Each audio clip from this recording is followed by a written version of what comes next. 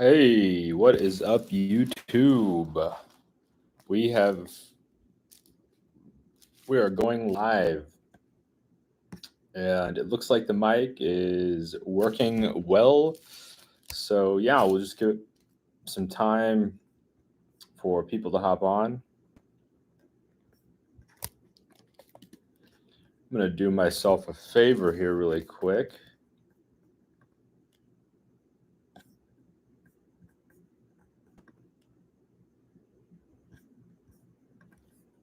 And I'm going to share the link on my social media.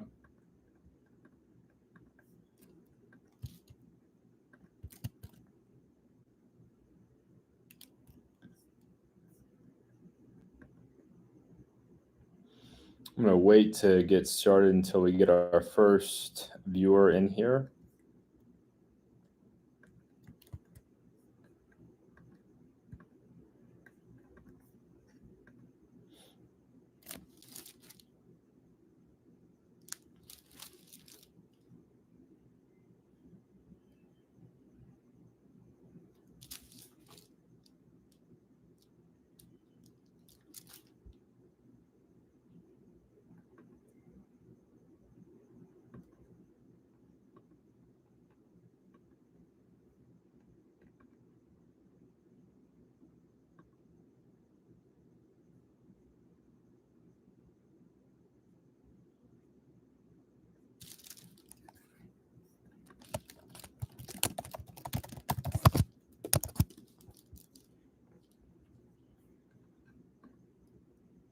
Hey, Saturn, welcome, welcome. I think this is the first time I'm seeing you on here.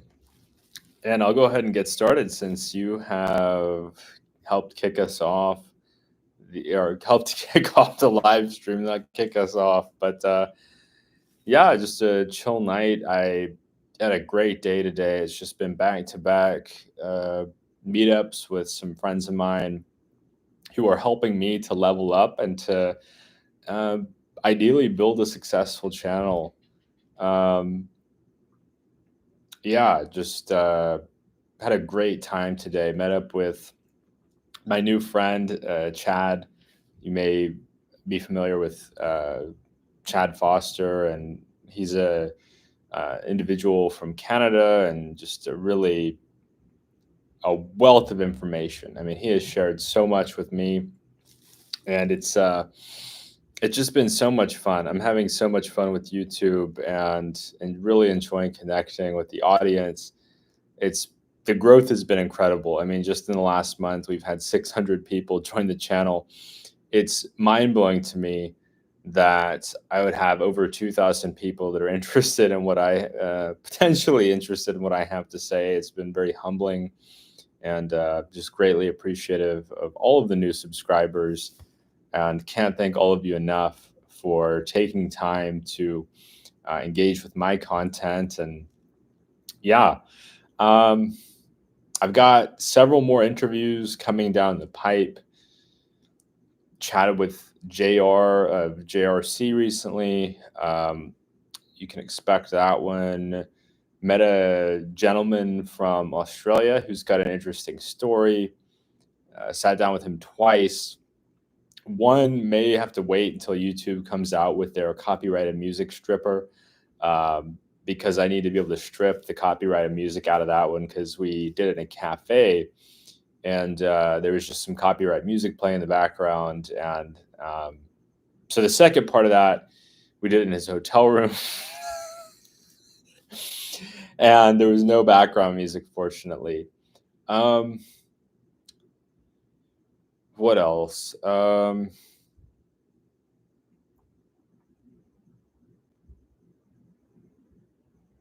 Yeah, so talk to JR, talk to this. Yeah, it's not overrun with expats. I mean, I'm glad you enjoyed it, Saturn. You know, I thought it would be. So I thought I was walking into a town that was going to quickly wear on me, that I wouldn't like, that there were so many expats here. That hasn't been my experience. Are there a noticeable amount? Absolutely. You're not going to spend time in downtown Dumaguete without noticing expats. I'm starting to get more and more expats approaching me like every other day, because they're seeing me, do the rounds on the channels. But I've got a channel, right? I mean, if you're not a public person like myself, you are going to have. I mean, I see it as the expats are more normalized here. People are not going to be shocked to see you. Uh, you're going to have an easier time. There's some of the things here that I really like that make it convenient, right?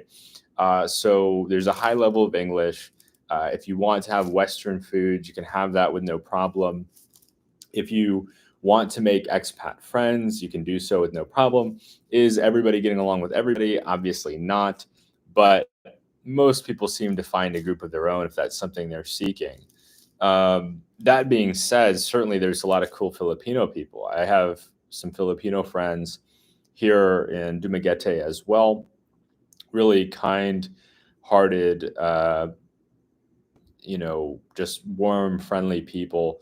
Um, I think of Dumaguete as punching above its weight. So around 150K people in the metro, it feels in some ways like, I don't know if bigger than that is the right word. But of course, you see tons of content about it online. I look at it like easy mode. I look at it like tutorial mode. I've been in other parts of the Philippines that are harder to navigate, not as much public transit, not as much English, not as much Western food, but you're still very much in the Philippines. You're still going to be able to interact and spend time with Filipinos. Um, it's I think sometimes we get this sense that every other person here is an expat. I'm imagining maybe like 5% of the population are foreigners. I happen to gravitate toward them because my channel introduces me to them. I also want to interview them and get their perspective, but it's worth checking out. Is it going to be for everybody? No. Some people, they're going to want the big city vibe. They're going to want to be in a Bonifacio global city.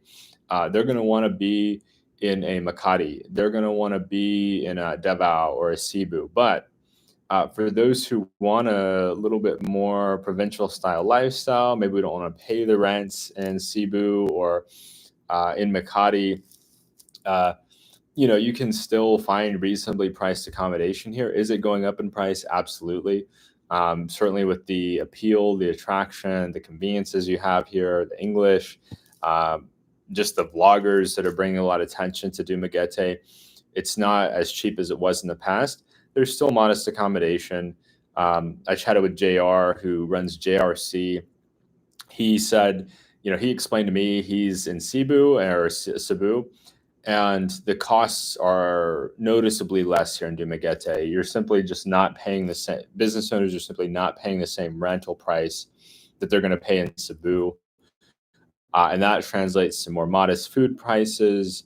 Um, just more modest pricing in general. Transit is going to be a bit cheaper. It's Dumaguete reminds me in some ways of a Cusco, Peru. Honestly, if I had to compare it to one city in another part of the world, there's some elements of it. Of course, now Dumaguete is not in the mountains; it's by the ocean. But you've got this city that just has a lot of conveniences, but also you could just tell it's a cool place. Like a certain percentage of people that come here are going to want to live here. It's just that nice. You've got the nature, you've got the city, traffic's not too bad, great food scene for the city of its size. I run into my friends all the time in town, so the town's not so big. I'm like, just feeling as isolated as I might in a bigger city. Hey, Chris, how are you doing tonight? Hope you're doing well. Yeah. I can barely laugh. I've laughed so much today that I'm like, and talked so much today. Let's see, how long did I talk today? 7 or 8 hours. So I met with some my friends, Mike and Paul, at the coffee shop. I talked to Paul for like probably 30, 45 minutes, talked to Mike for another 30, 40 minutes. Ended up running into my buddy uh, I'll keep his name private. He's not a YouTuber. Talked with him for an hour. Ran into another buddy, Colin, who has been on YouTube. He's not a YouTuber. He's been on YouTube. Talked with him for like an hour and a half. Ran into Chad. Talked with him for like 2.5 hours, and then finished back up. Met back up with Colin and talked with him for a while longer. So definitely losing my voice a little bit, but I just wanted to connect with everybody on here tonight. Please, everybody, if you can, give us a thumbs up. It really helps with the algorithm to distribute this video to new folks that would really benefit from engaging with the channel.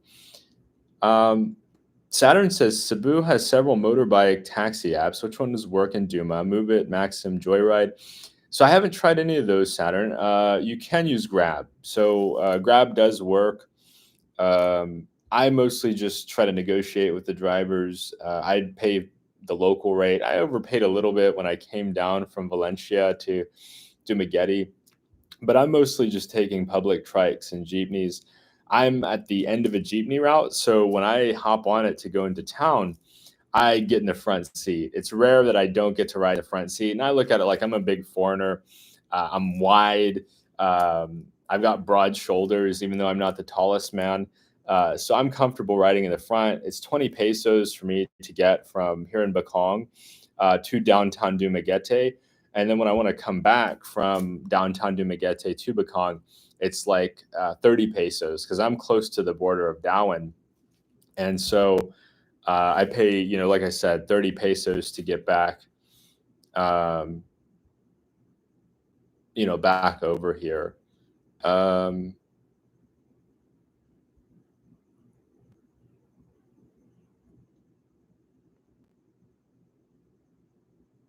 Chris says, hey, oh, you got your ears lowered. Yeah, got a great haircut. Got this done in town yesterday. So I got the haircut done yesterday. It was around, it was about 80 pesos. Let me look up how much 80 pesos is in US dollars. 80 pesos. $1.43. So I got this haircut for $1.43 equivalent. And he did a great job. It's a little bit messy, I know, but that's just because I've had a long day and it's been, it's just been a long day. Running around the city, hanging out with friends, having a ton of coffee. Man, I've been just super caffeinated. I started off with an energy drink and chugged that on the way to meet with Daddy Paul and Uncle Mike. And then when I met up with Chad, had another cup of coffee. So I'm having like 2-3 cups of coffee every day, and it's definitely keeping me going because I am burning the candle at both ends. But Sunday will be a chill day. So no, Sunday might not be a chill day because I want to do another collab with Daddy Paul, and that'll probably happen Sunday or Monday. And then I want to do something with Chad. That'll be Monday. So I'll probably see Paul, Daddy Paul, on Sunday, and I'll probably see Chad on Monday. So Sunday and then Monday. You could tell I'm a little bit jumbled up, but such a great mood. I mean, it's just been Dumaguete has been life-changing for me. I already knew I loved the Philippines, but it's just a gem of a place. I mean, I could do so many videos on what I like about it. I need to do a new thumbnail on that video about Dumaguete because the thumbnail is so, and learning that the thumbnail is super important. You got to capture people's attention and draw people in. The fact that it's done almost 5,000 views with that not very good, that default thumbnail tells me if I change up the thumbnail, it's going to get more traction. Chris says nice about $1.50. Yeah, I mean, I pay more than $1.50 in tip in the US, right? I mean, just to tip the person who's cutting my hair, I'm paying far more than that, right? I mean, it's probably been 70 years since you could get a haircut in America for about $1.50. And And he said he'd do the beard for 60 pesos, so like $1.05 or something like that. We got 9 viewers on here. This stream is definitely picking up steam. Everybody, if you could give us a thumbs up, it helps to distribute the content to new viewers, and people could really benefit from the content. Wow. Okay, Jay. So that's a great question. What's good, Alex? So, Chris. Yeah. So, yeah, I'll get to your comment in a second, Chris. I just want to address Jay's comment. So, Jay, which is better, Thailand or Philippines? I don't believe that. Oh, thanks so much, everybody. Very good on running up the likes. So I don't believe either one is better. I look at it like trade-offs. Philippines, I like English. I like the nature. Thailand, of course, I love Thai cuisine. I also love the, the infrastructure, to be transparent. The infrastructure. Hey, Tony, another Tony. So I'm kind of curious. Sometimes I want to do a tally to see how many Tonys and how many Mikes and how many Chris's I get on as subscribers on this channel. But yeah, Jay, just to answer your question in short, I don't see Thailand or Philippines as being better. I think they're different places with different advantages. I love both. Could I live in Thailand forever? Absolutely. Chiang Mai is one of my favorite cities in the world. Could I live in the Philippines forever? Absolutely. The level of English, the social climate, the people. I mean, the people here are just incredible. So I would say, really just doing a deep dive on like what's most important to you. Is it infrastructure? Is it cuisine? Or is it the English? Is it the nature? Both have some of each, but there's definitely some strong suits.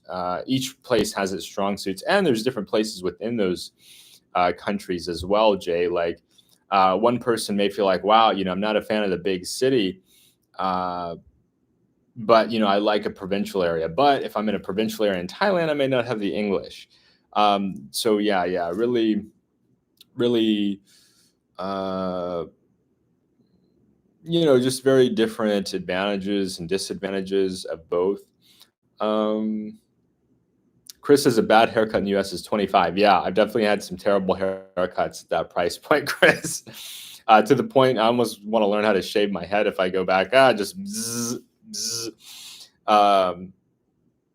Yeah, Tony. So this is another Tony. Tony and I met up with a gentleman named Dexter, and Tony and Dexter and I ran into Tony, and we got to talking, and we had to part ways. Dexter had some other things to do, but yeah, Tony and I ended up talking for a long time. I actually have an interview with him too, one that'll get released sooner rather than later.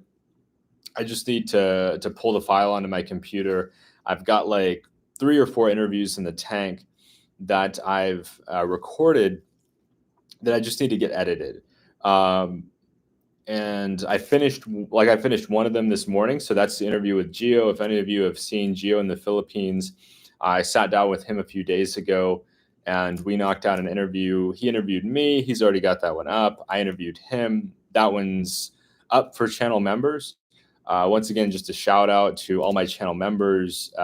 So Different Tony is actually a channel member. Want to give him a shout out for supporting. He's actually the first member of the channel. Feel free to check that out if that's of value to you. They get videos early. We're eventually, once we get enough channel members and it makes sense, we're going to do members only live streams. And I'm going to be creating higher tiers. So different ways for people to support the channel, to help grow the channel, to help get more value out of the channel. One of my ideals is that I could be doing this full time, because I think there's a ton of you guys in the West that want to move over here or to Latin America. I'm also a fan of Latin America, but you don't know how. You don't have enough context. You don't have enough information. And through the memberships, that could be really valuable. Once again, I've got skill sets. I could go back. I could do work. Not a big deal. But this is something that I find a lot of meaning in and a lot of enjoyment in. It's you could call it my ikigai. I'll go ahead and throw that word in the description. But yeah, Tony and I had a great two dinners. We had two dinners, and both were fantastic.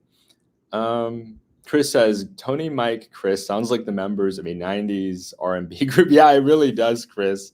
It really does. Big Lance says, "Hi, Alex.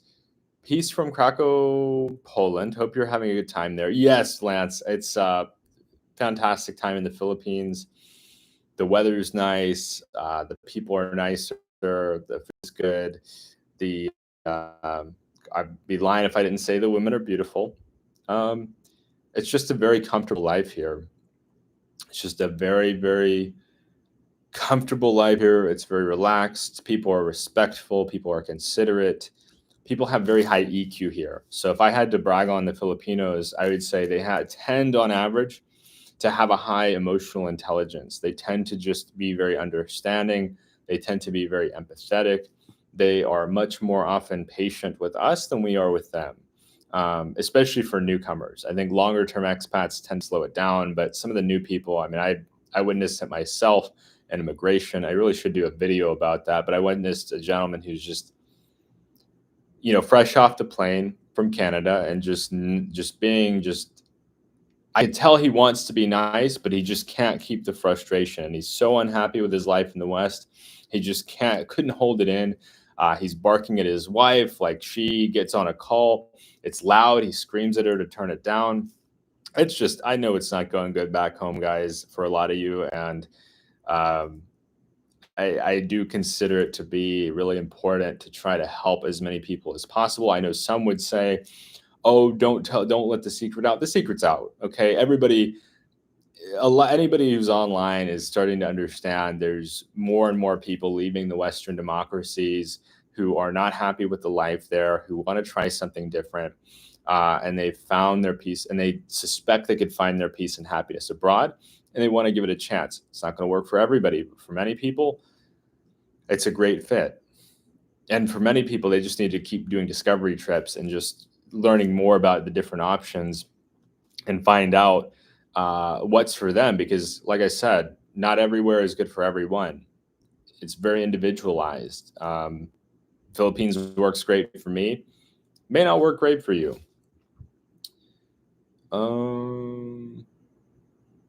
Jay says both have a walking street, which is better. Also, isn't Thailand safer? I don't. I'm not much of a walking street guy, so not super interested in walking street. No judgment. I know that that's an appeal for a fair amount of expats or foreigners, but just not something I'm super into. Thailand isn't Thailand safer. I think it depends on where you go. I think it depends on the part of the country you're in. I think it also depends on the context. Like, I'm I don't I haven't noticed a difference. I feel fine here in Dumaguete, maybe different in some other places. I have not felt unsafe in um, either country. So maybe it might just be the places I've gone in each country.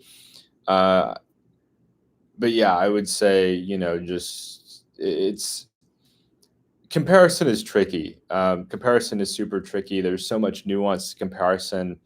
Location is very important, and the individual is very important as well. Saturn says one concern about working online from the Philippines. VPN was a terrible experience. It used burnt IPs. Google was constantly blocking my searches with captchas. I'm not sure about that. I am getting a lot of flags on my YouTube channel, so I'm having to log in again and having to confirm my identity. And I don't know. I've heard some people say enable two-factor authentication. I don't know that that really has anything to do with your VPN, though, Saturn. But that's a fair concern. It's something I need to do some research on. Please feel free to comment again, Saturn, if we chat again about that. I'll make a note of it. I'll just copy and paste your comment here and understand that that's something that's relevant. Okay. There we go.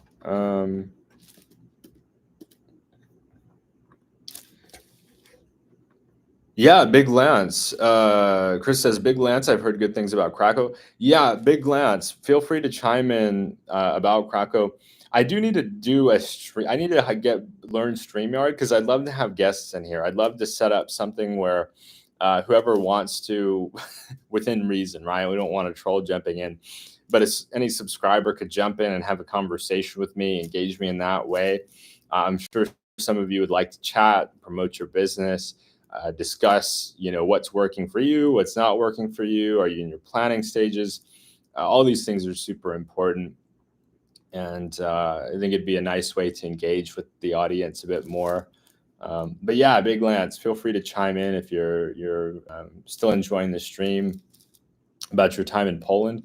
I know Where's Wes. He's in Poland, so he's actually Filipino American, and he's currently living in Poland. So he felt like Southeast Asia wasn't the perfect fit for him, but he's, as far as it seems like or sounds, he's enjoying it. Chris says, or Big Lance says, Chris, yes, it's a great place, lovely history, people, food. I've lived in Thailand and Philippines, which are great. For Europe, it is one of the best places, in my opinion. Yeah, that sounds excellent. Okay, so you have quite a bit of experience, Lance, with Southeast Asia. It sounds like you've been to the two very popular ones. And yeah, Poland seems really nice. Hopefully, I can get over there at some point. Hopefully, I can make it over there, see what it's about, experience it. I'll probably come in the summer, to be honest, Lance, maybe the fall or the spring. I don't know how much I'm up for Polish winters after being spending so much time in Southeast Asia, but yeah. Big Lance, over 20 years in Asia. Wow. Okay. That sounds really interesting. I that would be a great chat. I'd love to chat with you sometime on stream. I'm not sure if you're open. I'm not sure what your schedule's like, Lance, but over 20 years in Asia between China, Japan, Korea, Taiwan, Vietnam. It sounds like you're very experienced, much more so than myself. I think you probably have a lot to share, but totally understandable if not. It's rare to meet somebody with that much experience in this part of the world. I think a lot of us, we've got a few years, maybe we're up to 7 or 8, like Paul or Geo, but 20 years is a long time. I met one person back in the States that had that much experience, and he always had positive things to say. He lived between Tokyo and Hong Kong. He got his MBA, and then just spent his career over there with his wife, who was from Nagasaki. So his wife is a friend of my grandma, and she was from Nagasaki. Big Lance, this is good to hear, as Poland is on my travel list. Yeah, Poland seems super interesting. It's a economy. It's a place that seems like it's on the up and up. Like it's an economy that's growing quickly. I know that there's a lot of outsourcing happening. Like American companies are sending tech jobs to Poland. So it sounds like a place with a growing middle class.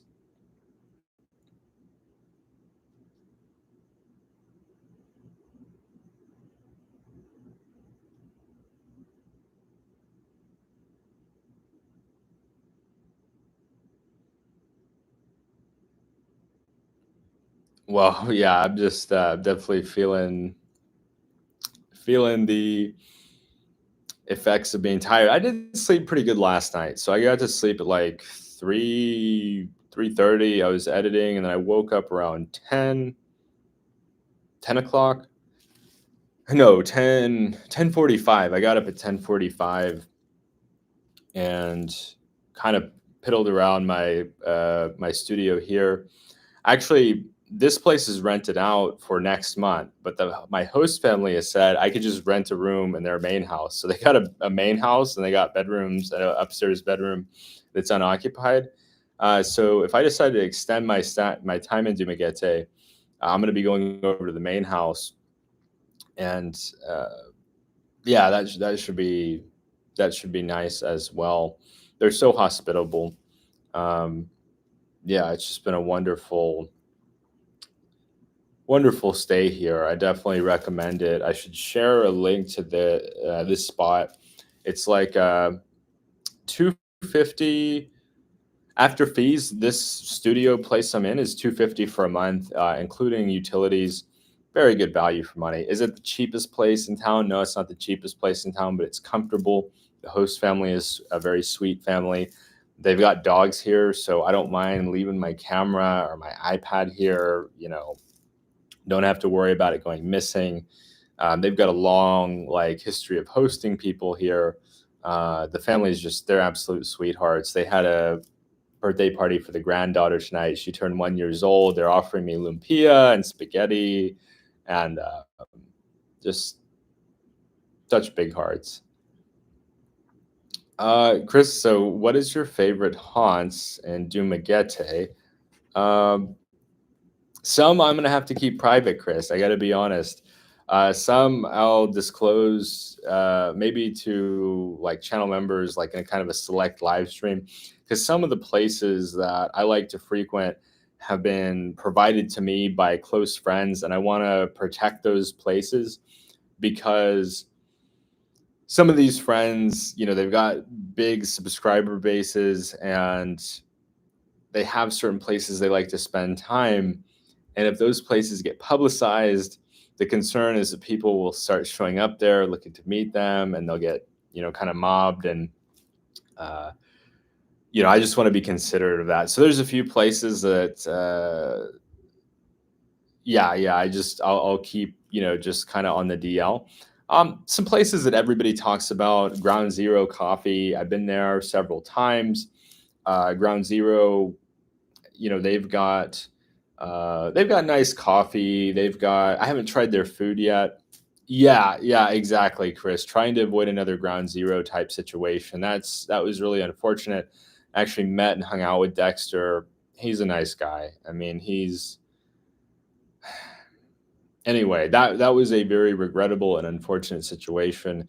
We don't want to repeat that. And then my friends also have some places that they keep on the DL for me. Not that they don't want me there, but you got to have somewhere you can go to be on your own. I mean, in a city like Dumaguete, easy to navigate. You get to have a bigger following. Like I've got 2,300 subscribers. I'm getting recognized every other day now. Sometimes every day, like at least getting stopped at least once per day. And it's to the point now when I get to downtown, I look out for people that might recognize me. Not that I'm like, please, please, please pay attention, but more like I expect I'm going to get stopped and get sidetracked into a conversation. Somebody's going to want to sit down with me. Somebody's going to want to talk with me. And it's a unique feeling. I'm not going to complain about it. I mean, that's just the trade-off. You want to be a public figure, you've got to accept people are going to recognize you. But sometimes I got stuff to do. Sometimes I got to get from point A to point B, and I'm in a hurry, and I don't want to be rude. I don't want to be inconsiderate, but I'm trying to still maintain somewhat of a schedule here. But yeah, so Ground Zero, of course, that's an obvious one, Chris. Um, Robinson's Mall, I know it's kind of generic, but I like Robinson's Mall a lot. They've got several good restaurants in there.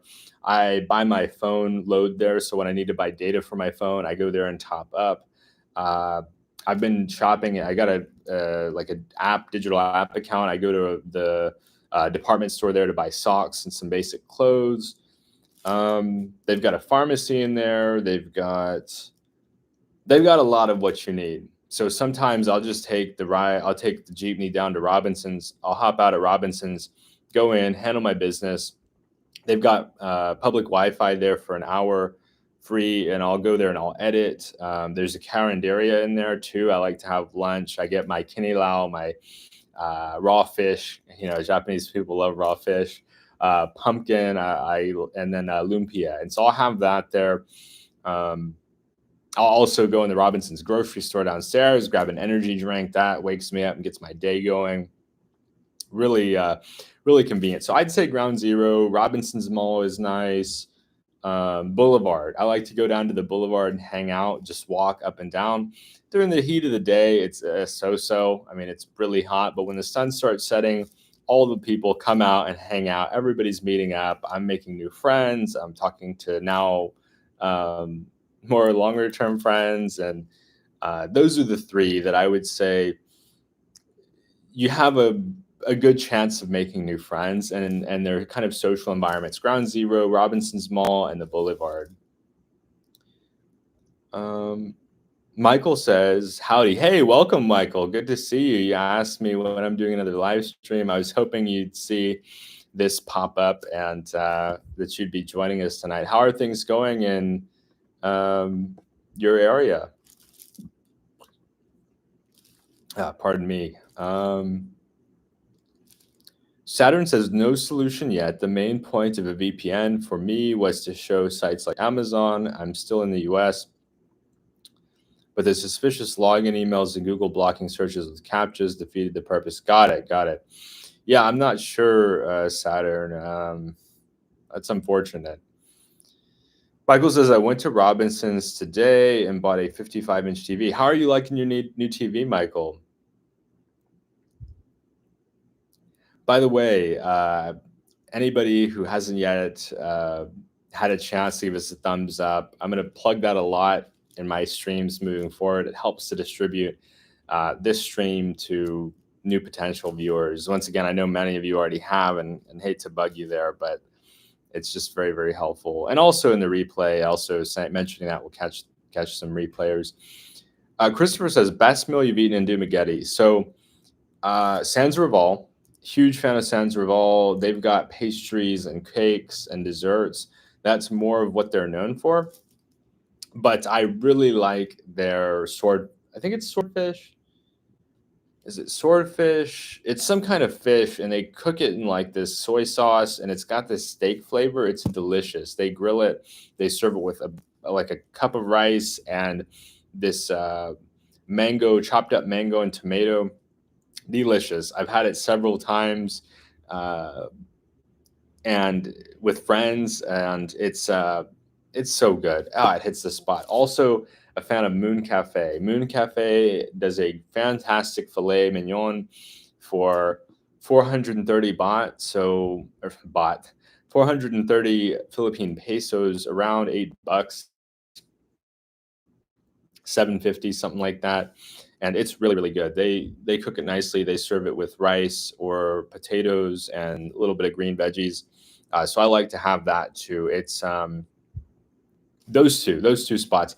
They are chains, but really good. Also found a Lechon Manak place, this place that does grilled chicken. I should have got some of that before I came home. But that place is really, really good. I like that Lechon Manak, like 135 pesos, 250 for half a grilled chicken. And one half of a grilled chicken is enough to fill me up. They don't include sides with it. You'd have to stop and grab some sides if that's something you want. But yeah.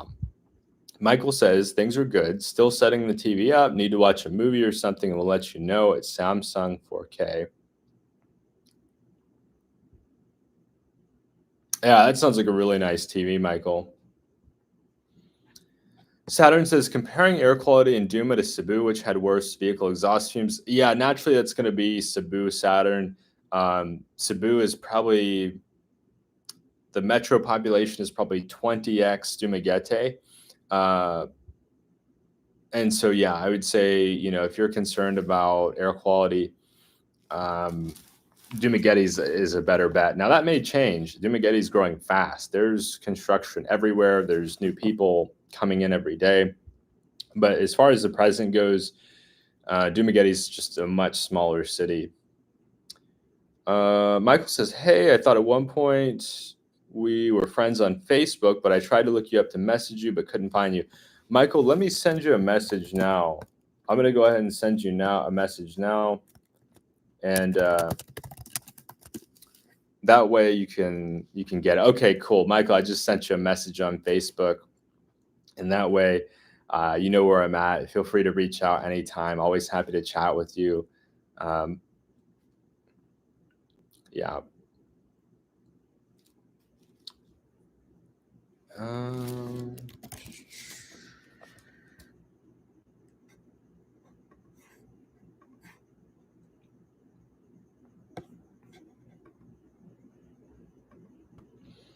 Yeah, feel free, anybody, to add in any comments.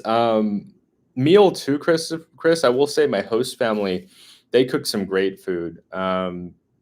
They've served me some great seafood dishes, also some eggs. Um, what else? I haven't had much American style food. I will say McDonald's pretty good here. I think it's some of the better McDonald's in this part of the world. I don't know if it's just that it's more Americanized here in Dumaguete, but yeah, McDonald's really good.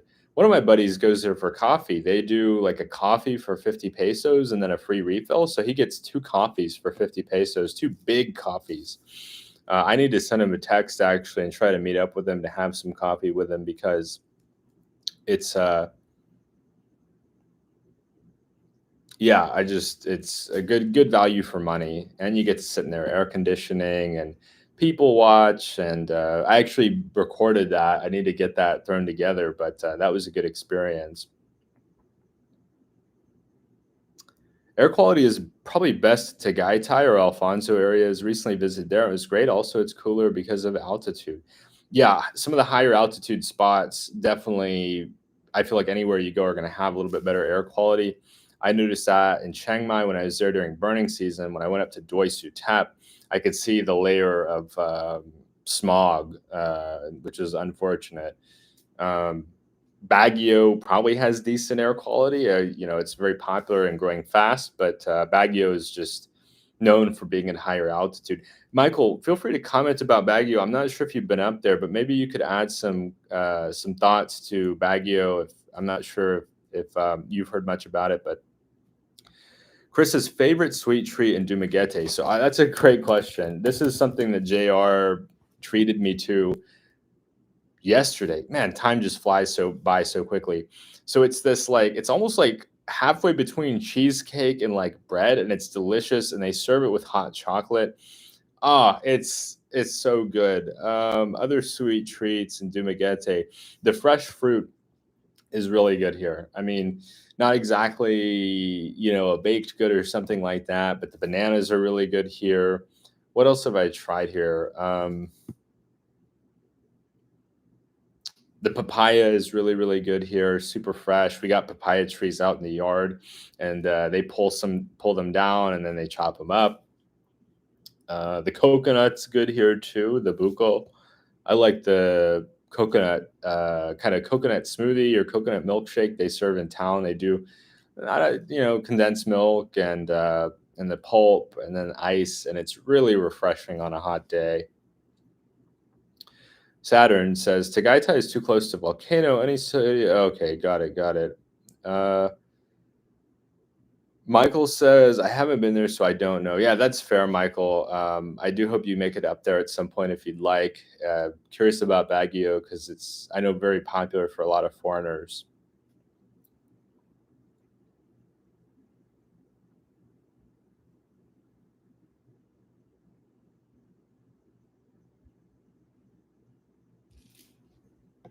But yeah, the ensaymada is really good, Chris. The fruit is really good. I had a piece of chocolate cake at Sans Rival also that was pretty good. Sans Rival does a ton of great desserts. You cannot go wrong there. They specialize in sweet treats, and their food is good too. But if you're wanting dessert, recommend Sans Rival. I need to fast for 10 hours. Man, I've been fasting today, Michael. I finally broke it tonight with Lumpia. I'm working on losing weight, and it's fasting has definitely been good for, but it can be a pain, right? I mean, they got some great food where you're at, Michael. Up near Manila, there's just so many delicious options. But I get it. If you got your full exam coming up, you got to be careful about that. Blood work and all the stuff someone over 50 needs to do. Fair point, Michael, for sure.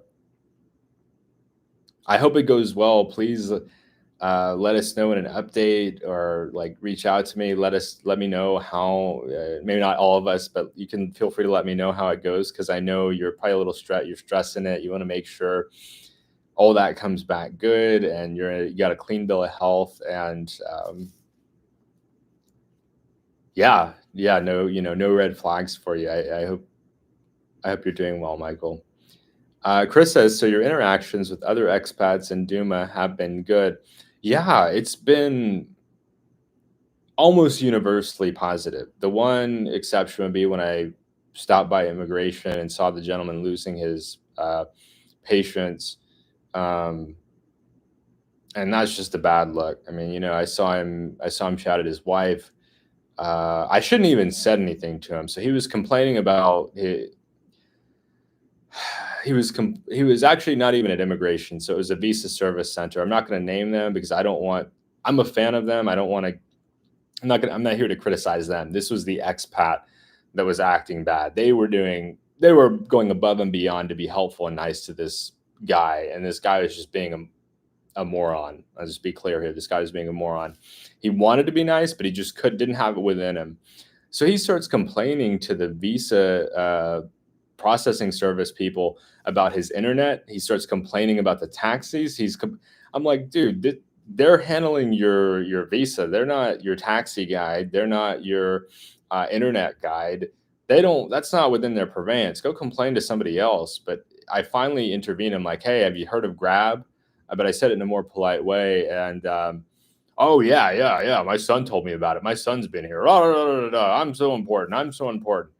Just these self-important and Western people, so terrible, just awful. More often than not, if you haven't been over here, you're much more likely to have an issue with another expat than you are a Filipino person. I haven't had any issues with Filipino people.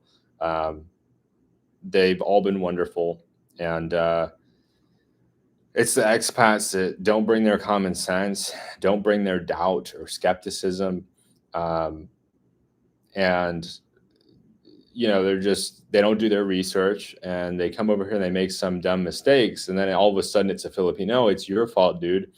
I don't say that lightly either. Like, before you come halfway around the world, you should be doing a lot of research. You should be watching videos. You should be reading forums. You should hire a consult. I'm thinking about opening up consults. But you should be investing the time and money to be prepared, because people come here and like, why is it so hot here? You know, it's hot because we're in the tropics. It's hot because we're not that far from the equator. It's hot because you see this like gorgeous environment. It's lush because of the heat and the rain. We're not in the Arctic here. And so people have just expectations that are unrealistic, and that can be really frustrating, Chris. Um, and other than that, though, universally positive. All the YouTubers I've met, super nice. Paul, very nice. Mike, very nice. Um, Gio, very generous to come out and meet me, even though he and I never really interacted much. Who else have I interacted with? As far as also, yeah, most everybody's been nice though. I've had several people approach me in the mall, and each of them have been nice too. None of them are YouTubers, but they've all been nice. I would say, Chris, I'd say probably 95% of my interactions with other expats have been positive and are going to be positive. The smart ones that last here, they're grateful. They have gratitude. Hey, what's up? A foreigner asking questions in the Philippines. Check his channel out, guys. He's an interesting dude, and he's got some great interviews on there. His channel style is a little bit different from mine, so if you're looking for something like me, that's not it. But he's got some great content. We missed him tonight. We hang out, and we missed him tonight, but it's all good. I know we all have different things going on, and yeah, I'm just giving him a little ribbon, little dig there. But yeah, Chris, my interactions with expats have been fantastic here. I mean, it's such a supportive environment. I expected to come here and have YouTubers not want to be supportive, not want to engage as much, maybe feeling like, if we help this guy out, he's competition. We're all different people. We all got very different life experiences, very different perspectives. I don't think any of us have worked in the same industries. I know the only other person with a sales background I've met here has been Paul. Everybody else has totally different backgrounds from myself. Family of Five says durian is the best. Michael says that's the stinky fruit. Yeah, I love durian. I didn't like it at first, Family of Five, but I like durian a lot. If any of you want to make my day or make my week, and we have a meetup, or you just want to like hang out at some point, the way to my heart is with durian in hand. If you can, if you could get some durian, then we could definitely have a good conversation. Black in Thailand. How is Michael says you can easily get blacklisted and sent home if you cause problems here. Yeah, you got to respect the system. You got to respect the people that work to make the Philippines a nice place. Uh, I fully support the system the way it is. I don't have problems with it, and I love it here. I mean, I can't say enough positive things about it. It's certainly not. I mean, if I wanted to change things, I'd just go back home. That's a much easier solution than coming here. Oh, I'm the smart foreigner and da da da. No, no. It's we're here. I say this a lot. We are here based on the generosity and the kindness and the goodwill of the Filipino people, and we have to respect that. Just as we'd act, and I don't want to get preachy. I don't like even talking about it to my audience too much because I know all you guys are awesome, and you have positive attitudes and you're respectful. Take care, Family of Five. We'll see you later. But you're wanting to make a positive impact, right? And so I hesitate to even go on about it. But yeah, just so important to be respectful. Michael, I definitely agree with you. Black in Thailand says, how is Regular Guy? So I haven't met Regular Guy. I think he actually lives up in Angeles, and I've never been to Angeles. I may go at some point. It's not top priority for me at the current time, but if he comes down to Duma, yeah, I chat with Regular Guy. I know some of my friends have met with him and have chatted with him. Uh, they have positive things to say. I think he tends to be a bit more of an introvert, so I can certainly relate to that. Although I'm less and less of an introvert as time goes on here in Duma. I realize back home I'm not an introvert. I just don't have anybody to talk to and don't have anybody to relate to very much. Maybe a few people, but I just struggle to relate to a lot of people in the West. People are stressed out. They're struggling. They're trying to pay their bills. They're in grind mode. They don't have the time to invest in relationships like the people do. The people that live here have time to invest in relationships. Henry says, did you see my invite? I don't think so, Henry. Did you email it to me? Yeah, Henry, I'm not certain about that. Feel free to email it to me. I'll drop my email in the chat. I've created a new email. You can reach out to me, easterndreamerph@gmail.com. If you have any questions or concerns, suggestions, I do need to make a new PayPal under that email address, but that should just filter my communications because I've got like 5 email addresses for all different purposes, and that just helps me to stay on top of things. Gerard says, I saw you were interviewed on Irish Times. Yeah, Gerard, I was interviewed on Irish Times about 6 months ago. That was when I was living in Chiang Mai, and yeah, that was an interesting conversation for sure. Michael says, Barry and the PI was super nice and hosted Venus and I for 3 days. We were planning another visit soon to go see a place where there are a lot of monkeys. Definitely take pictures, Michael. I want to see pictures of the monkeys that you see. That's good to know. I'll keep Barry and the PI in mind. May reach out to him. Family of Five says, I can stay in the Philippines for 2 or 3 months only. Still love the U.S. We go to the Philippines every 2 years. And yeah, well, great to chat with you, Family of Five. Black in Thailand asks, have you heard of the Dumaguete Fight Club? Okay, before I answer that question, we've got 14 folks on here. Anybody who hasn't given us a thumbs up, please do so. It helps with the algorithm. Black in Thailand, have you heard of the Dumaguete Fight Club?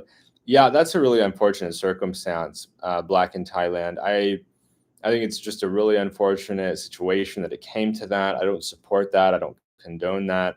I think that it's Not something that I'm gonna ever do.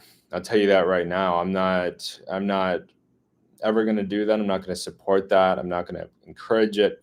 I think that people should use their words to sort out disagreements and also use their minds to sort out disagreements. It should never have come to that. It should never have, never should have happened. And there's a lot to learn from that. Let's put it that way. There's a lot for us to learn from that situation. The, yeah, it was a very negative situation. I'm not going to go too much into it because I don't want to drag up old news. This is not a drama channel. Um, yeah, that's as far as I'll go as far as chatting about that unfortunate situation. But none of my friends have had that experience, and I haven't had that experience. I don't understand anybody that would come here halfway around the world to engage in that kind of behavior. But yeah, feel free. Chime in with any questions or thoughts anybody has. Definitely losing my voice more and more. Yeah, no worries. Hey, I get it. Black in Thailand. I totally get it. You're not in the wrong for bringing it up. It was very big news for a while. It certainly attracted a lot of negative attention to the city. Um, but I think we're past that. I'd like to think that we're past that, and that such circumstance won't happen again. But yeah, everybody, feel free to chime in and with any thoughts you have. Did have a couple of interviews last night, one at midnight, one at 1 a.m. Haven't heard back from them. If I don't get a call back, I'm looking at trying to commit to a year here in the Philippines to just go all in on vlogging. Macau Streets. Hello, folks. Hey, welcome, Macau. It's pretty late there. How are you doing tonight? Black in Thailand. I'm currently living in Bangkok. Was thinking about moving to Dumaguete, and that was one of the things that put me off. Yeah, that was one individual who went rogue, and it is not reflective of the greater community. He has been banned from that establishment, and he is yeah, he doesn't. Let's just say he doesn't have the greatest reputation in this town, and for good reason. Not here to, um, not here to trample on anyone. Don't want to feed into the drama, but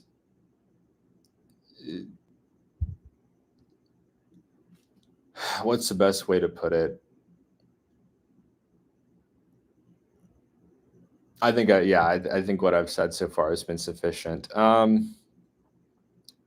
Go for it. Yeah, I'd agree. Try it out, Black in Thailand. May not be for you, but I wouldn't keep that as a significant concern. Everybody's been super kind to me, super sweet, super generous, warm, friendly. I have seen. I mean, imagine you're African American or perhaps African British, just by your name. Could be totally wrong. I have seen a number of African American, potentially African American individuals around town, and it seems like they get a warm reception. I know that I'm starting to interact a little bit with Calvin. You may be familiar with Sunshine's Shoulders, and he's an interesting guy. He's an interesting guy for sure. Um, but yeah, I think okay. So you're from Ohio. Okay, very cool, very cool. Yeah, I get the impression that this is just my impression that the Filipino people are welcoming to all. They're curious about foreigners. They're interested in foreigners. They want to, uh, they want to learn about foreigners. They don't have this. I know in America, Black in Thailand, there's this negative stereotypes about African Americans, and they're some people are just not even willing to give African Americans a chance. I don't get that impression here. I feel like I don't know. I just feel like I understand why so many African Americans or Black individuals want to go try somewhere else, want to go live somewhere else, um, want to feel like they're on equal footing with all the other foreigners, right? They're going to look at you as a foreigner, but not as a perpetual foreigner, like if that makes any sense. Yeah. Uh, now that Thailand has a DTV visa, would you return? So I don't think so. I'm going to just go ahead and share my perception about Thailand. Thailand, for me, because of the lack of English, which I do think is improving, because of the lack of English, I see the Philippines as being probably my long term home base, assuming that I can meet the requirements of the visa, continue to do so. I've fallen in love with this country. I liked it a lot last time, but this trip has solidified it for me. The English being prevalent, being able to talk to anybody I want at any time, the friendliness of the people, the presence of Americans that I relate a lot to, the conveniences. It's just, I mean, it's.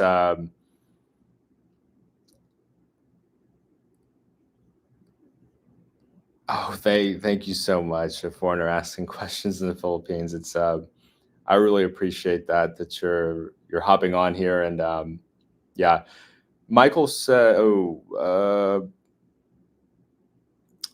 but yeah, so that's not a critique of Thailand, Black in Thailand. I love Thailand. Thailand is a beautiful country, very modern, some of the best food in the world, very friendly people. I have some wonderful Thai friends there. I have some wonderful expat friends there. But the lack of English made me feel a bit lonely at times. There were some times where I wanted to talk, wanted to engage, and it was feeding into this kind of de- depressive like kind of mindset where I just didn't talk as much and I'm like, I'm an introvert. That's why I'm not social. That's not the case at all. It's that I struggle to communicate effectively because I don't speak Thai.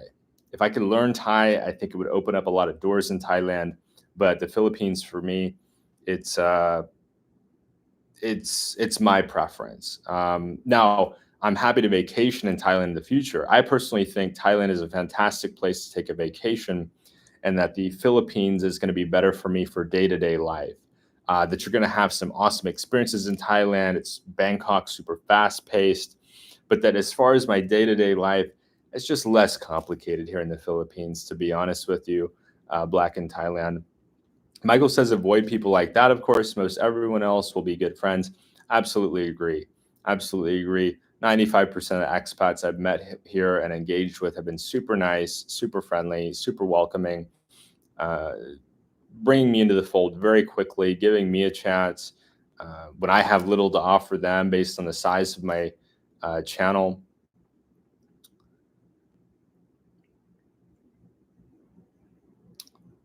What's up, Mike J? Cool, cool. Yeah, he knows Mike. Very cool. Yeah, Mike. I met Mike on a live stream some months, about like 6 months ago. I feel like I met Mike, and how the time has flown. Good to see. Good to see you guys. Thanks. Black in Thailand says that's good to hear. Thanks for the assurance. Yeah, absolutely. Um, that's just been my perception. Of course, some people who are Black Americans, they may have a different experience, and I respect and validate their experience as well. But from what I can tell, they seem to have a similar sentiment. And for what it's worth, as an Asian American, I feel like also like as a non-Filipino person that I'm accepted here. Not the same, but I'm evident very clearly not Filipino. So. You too. I try not to miss this dude's live. How flattering. Um, Really quick plug because we just have 11 thumbs up and we got 15 watching in here. If you could just help us run up the thumbs up, helps to distribute the video to more folks. Michael says, by the way, for the new folks, I'm from Illinois, but lived most of my life in Nashville. Welcome, Ohio. Yeah, so Michael and I got the same, in a way, you could say hometown. He's from Illinois, but I look at him as an honorary Nashvilleian. And yeah, that's where we connected really well. As I grew up in Nashville, lived there until my early 20s, and still have a lot of friends back there. And yeah. Gerard says, "How is the rain out there?" Yeah, it rained a lot yesterday. Man, it rained a lot yesterday, Gerard. I was out with one of my buddies, and we had to step into a tea shop, Cha Time. I'll throw a name. It's a really great chain. I've tried them in Ayala Mall in Cebu, and they offer great tea. But we went in there to avoid the rain, and actually before that, I stepped into a cafe and just set up my computer. I was working on a thumbnail for a video, and they were totally cool with it. They're like, you don't have to order anything. You can just sit here until the rain stops. So yeah, it rained a lot yesterday. Fortunately, today hasn't been bad. I haven't noticed any rain. There was some wind, and it kind of seemed like it might rain, but didn't happen. Hey, Tony, welcome. Yeah, Tony's a channel member. Thank you so much for helping to support the channel, Tony. Always good to see Tony in here. I feel like Tony believed in me before I believed in myself, and I can't thank him enough for the encouragement and for the validation of of my work to date, and also just encouraging me to keep plugging away at it. P covered this topic. It's spiking in pH, Cebu especially. Before GF moves in, I'd ask her to get tested. Yeah, that's a fair point, Saturn. I don't think there's anything wrong with that. I'm a fan of testing. I'm a fan of all of that. There's no shame in being careful. There's no shame in being careful. Family of 5 says, have your girls tested with T before you kiss them. Yeah, that's a fair point. And Family of 5, my grandma had that. So when my grandma was a little girl in Japan, she got it when she was 10 or 12 years old. And she thought that was going to be the end of her. She went to a hot spring, and for whatever reason, the hot spring helped her to get over it. But yeah, it's not even necessarily like, I know some of these things are stigmatized. It's outside of people's control in some cases. It was that way in my grandma's case. I think she stepped on a nail or something like that. Tony says the viewership of the channel is growing. Welcome to the new viewers. Yeah, we've added 600 subscribers in the last month, and it's just growing rapidly. And I think it's going to keep growing because I've worked out some of the kinks in my interview process. I've figured out what people are looking for. I'm improving my editing. I'm getting feedback. Feedback is a gift, by the way, everyone. Unless it's nasty, please let me know how I can improve. And there's a lot of ways in which I could improve the channel. There's a lot of ways in which if I can make a better experience for you, please let me know. I'm not too good to learn anything. I'm not too smart. You're not going to hurt my feelings unless you tell me something personal that's not really constructive, which isn't going to hurt my feelings. I'll just move on quickly, but it's also not going to make the channel better, right? So if you want to help to make the channel better, let me know what I can do to make it better. Let me know topics that are interesting to you. You can always get support through membership. It's always appreciated, not required, but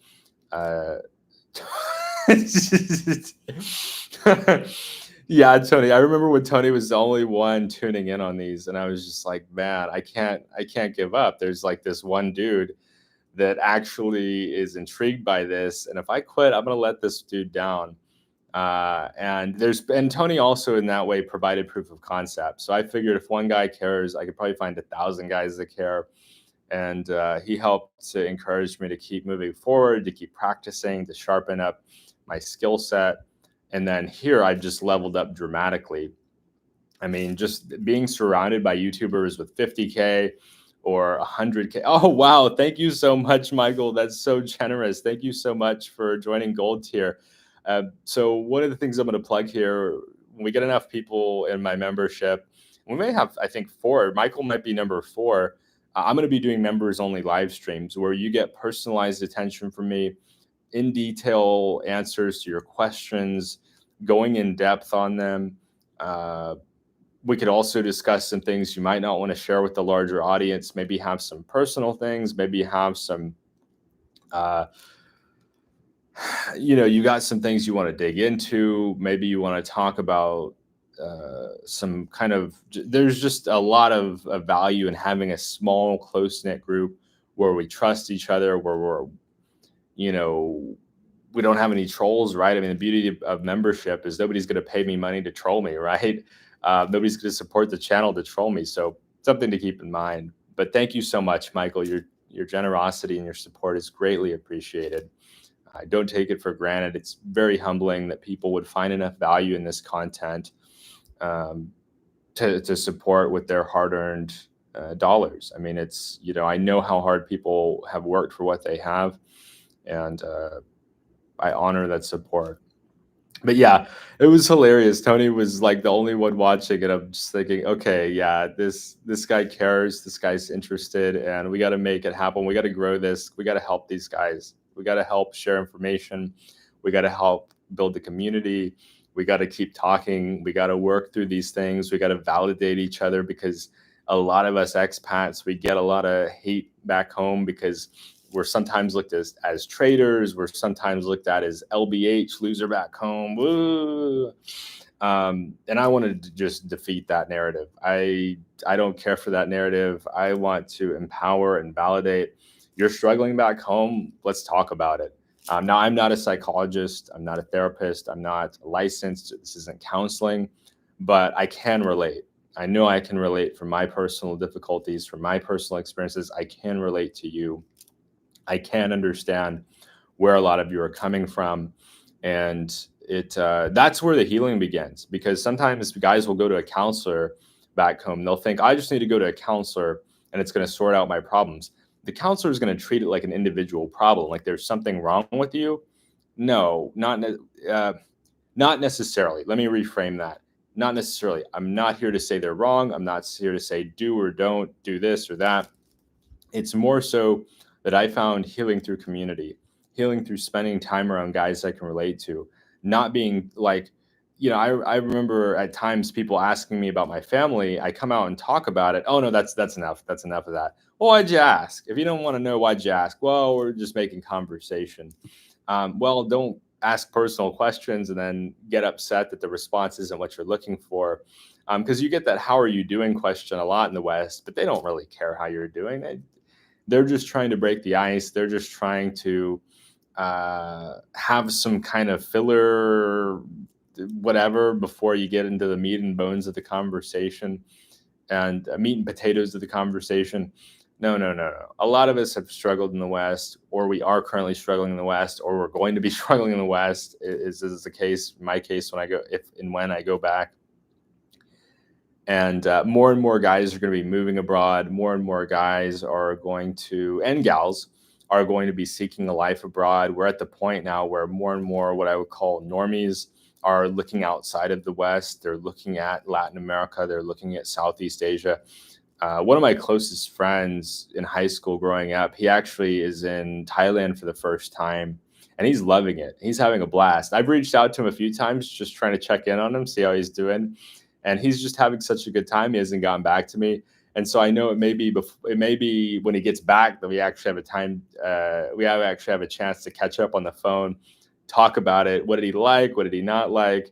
Was it what he expected? Because I think to some extent he was worried when I went over to Thailand. Like, man, he's going halfway around the world. What is it like over there? And then he's seeing my videos. Oh man, it looks really modern, and the food looks really good, and the people look happy. And so I think that's been great for him. Now he is in his situation. I don't want to share too much of his personal information, but he is a committed man, so it's not a situation of dating. Nothing wrong with that, but yeah, once again, trying to break stereotypes here, trying to break down these beliefs that don't exactly aren't the most charitable. Um, Black in Thailand.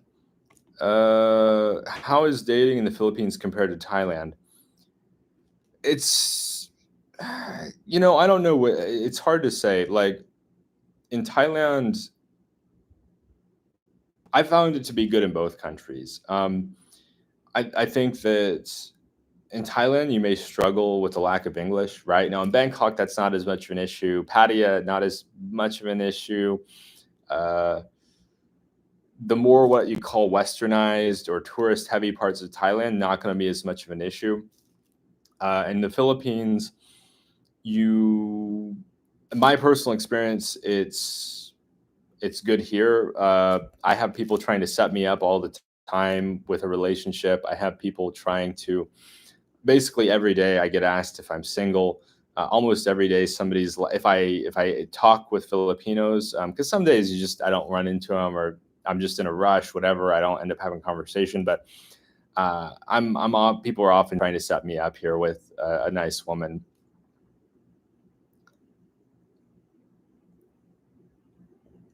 I hope that helps, Black in Thailand.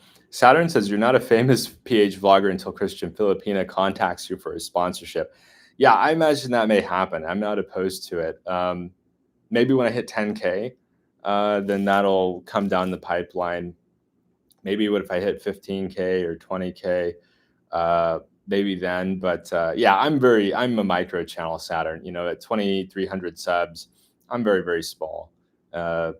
So I'm not expecting it. The success I've had to date has been mind blowing. To be honest with you, I'm shocked that there's this many of you that are interested, but greatly appreciated. Foreigner AFA. I need to start calling him AFAQITP. I think it's definitely worth it because Alex is a very smart dude. That's really kind of you to say. I really appreciate that. Um, I think your bar for smart is a little bit. No, I give a foreigner asking questions a hard time because we have a kind of, I don't know how to explain it. Check out his channel. That's the best suggestion. Yeah. Check out his channel. Tony says that yes, I think you have unique insights. Interviewing others, like you have done recently, might be a good way to grow the channel. Yeah, people love interviews, Tony. For whatever reason, people love interviews.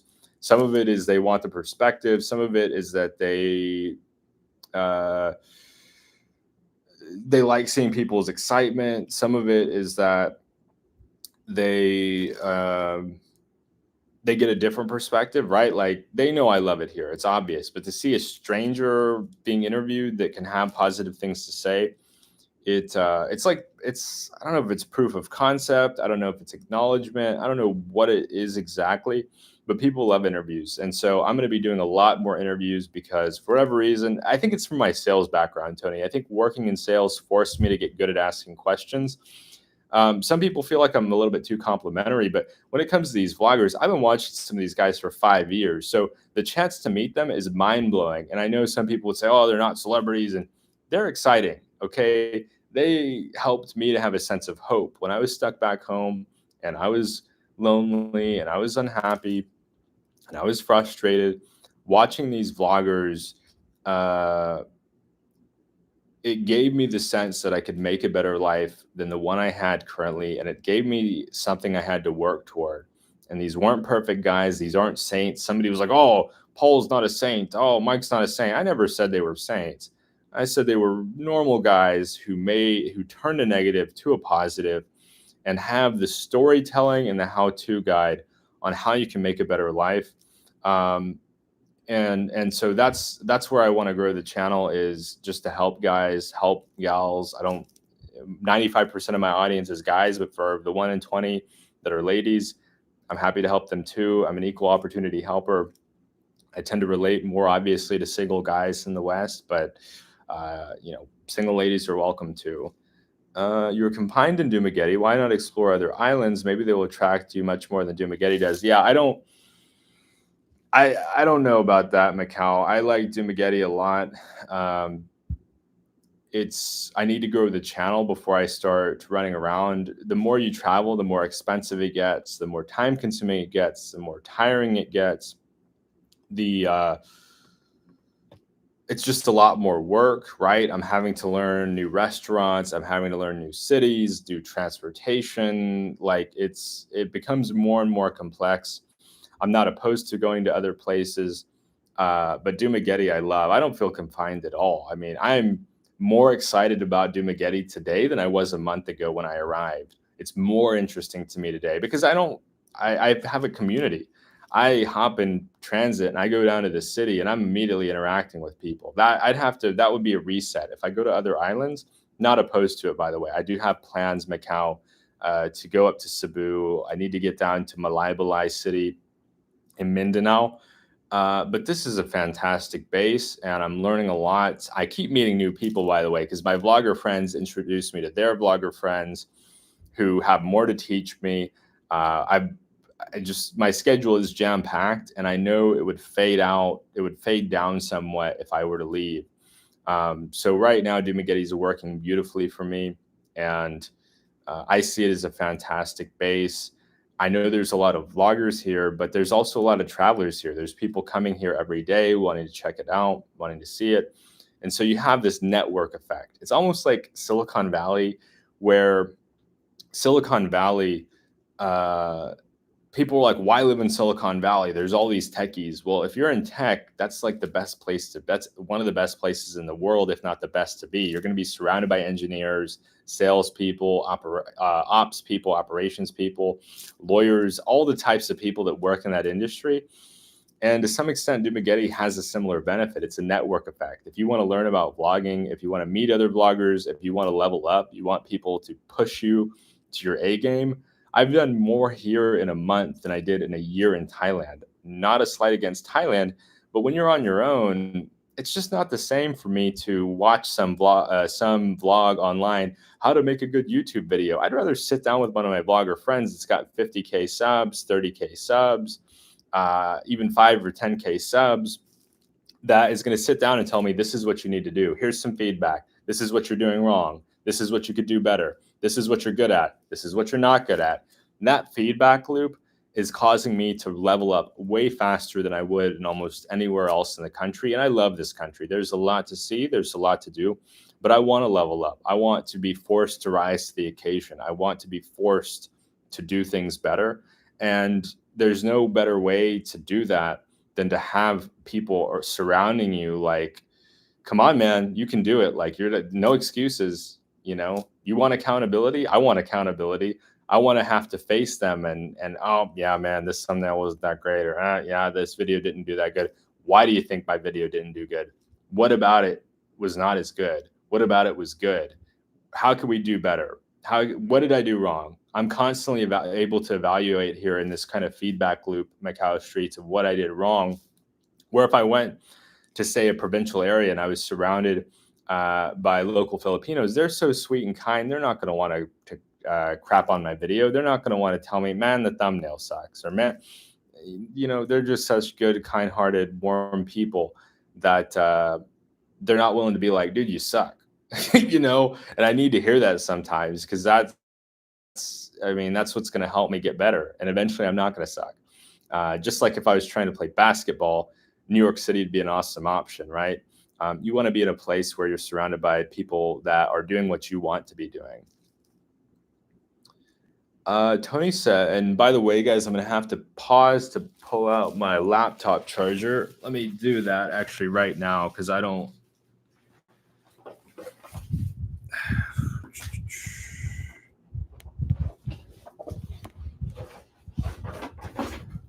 One second, everybody. I could show you a little bit of my apartment.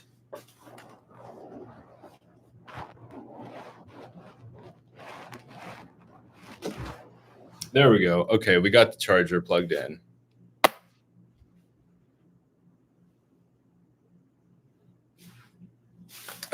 Okay. Very good. So, yeah.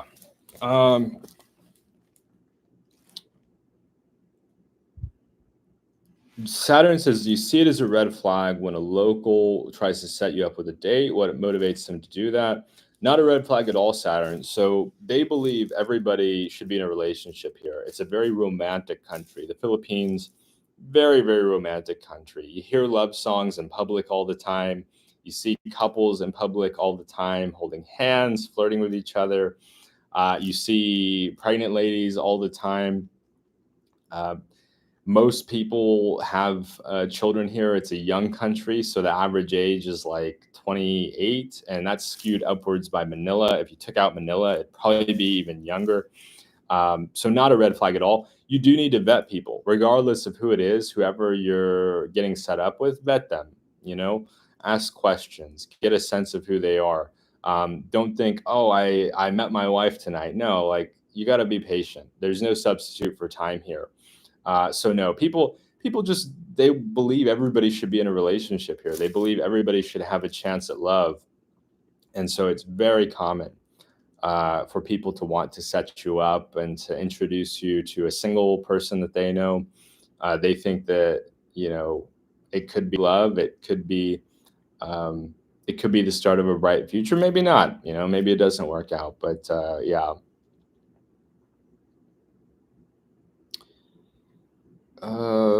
Tony says, not sure how long ago it was, but I first found your channel when searching for living in Cusco videos. You did one on could I live in Cusco and being introverted in Cusco, and I was told, thank you so much, Tony. Yeah, Cusco is super high up there. I actually had a guy today ask me about Cusco, Tony, and I was telling him if it weren't for me being Asian and just loving Southeast Asia, Cusco would be possibly the top of my list as far as places to live. Cusco is an incredible city.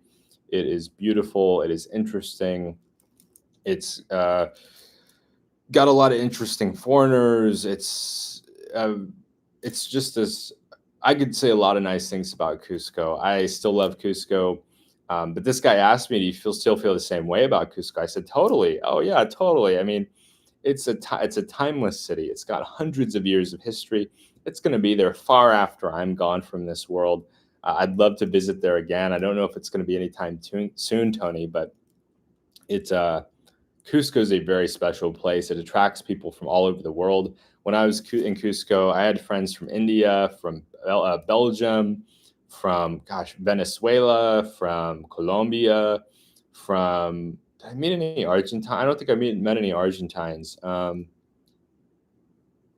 Yeah, people from all over the world are attracted to Cusco. Very, very cool city. Frugal Wanderer is an introvert as well. Might be good for you two to do a video discussion on introversion and expatting. Yeah, happy to chat with Frugal Wanderer. If you can, ask him to just reach out on my email, Tony. If you can, I'd really I need to reach out to him. I need to just like I've just got so many things that I want to do, but if you could help to set that up, Tony, like I'd be happy to chat with him. I'd be happy to do a live stream with him or a recorded live discussion because yeah, Frugal Wanderer has interesting conversation. He's also talked about trauma healing and expatting, another good micro topic. Yeah, totally. Totally agree as far as healing. I think expat life goes hand in hand with healing. You're able to get away from the source of your trauma. You're able to get into a new paradigm. Nobody knows who you are. Nobody recognizes you. Nobody wants to stop you from hitting escape velocity, right? I mean, sometimes people who haven't healed don't want others to heal, unfortunately, and we've got to be willing to pursue our own happiness, even if other people don't want us to be. Happiness is up to the individual. What might make one person happy is not what would make another person happy. And so I think it's just definitely important for everybody to pursue their own happiness, for everybody to figure out what they want out of life, where they want to live. Philippines ain't for everybody. I think it's great for a lot of people, but it ain't for everybody. There's some people are not going to like the weather. Some people are they're going to miss the infrastructure somewhere else. Some people I don't know. There's some people expats that don't speak English, right? There's some expats from Japan that they're like, hey, I don't want to learn English, so I want to speak Japanese. So I want to be in a place with a lot of like Thailand has 100,000 Japanese, so they're able to get together in communities and speak Japanese, have Japanese food. Nothing wrong with that. I think what everybody should be pursuing is their own happiness. Michael says, Venus and I need to visit Duma sometime in the near future. Yeah, Michael, if you make it down here, I'd love to meet up. It would be super cool. I think you guys would really enjoy Dumageddon. I love it. I mean, I totally get the hype. I didn't get it at first. The first couple days, I'm like, what's the big deal? And then I'm like, oh, wow, okay, I get it now. You've got all these wonderful small town vibes with a lot of conveniences that you'd find in a bigger city. You've got your modern shopping mall, you've got your banks, you've got your bakers, you've got your grocery store, you've got your department store, you've got your boulevard where you can exercise and go up and down the boulevard all day long, interact with and meet other people. You've got the potential to meet friends and make new friends. There's, of course, for guys that want to date, there's single women here in Duma. It's just such a cool such a cool vibe. They a foreigner asking questions in the Philippines. They have great discounts at Costco. That's why It's one, yeah, it's just a couple letters removed from Costco. That's such a good catching that. Absolutely. Michael Johnson says, "Ha ha ha." Yeah, it's so true. I never thought about Cusco and Costco. That's you're the first person to pick up on that. A foreigner asking questions.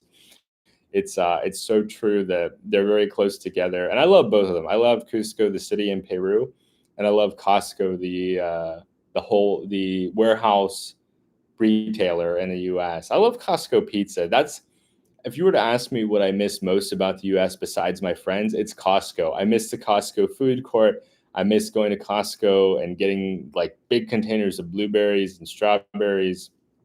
I miss yeah, I miss getting a slice of pizza and a soda for a couple of bucks.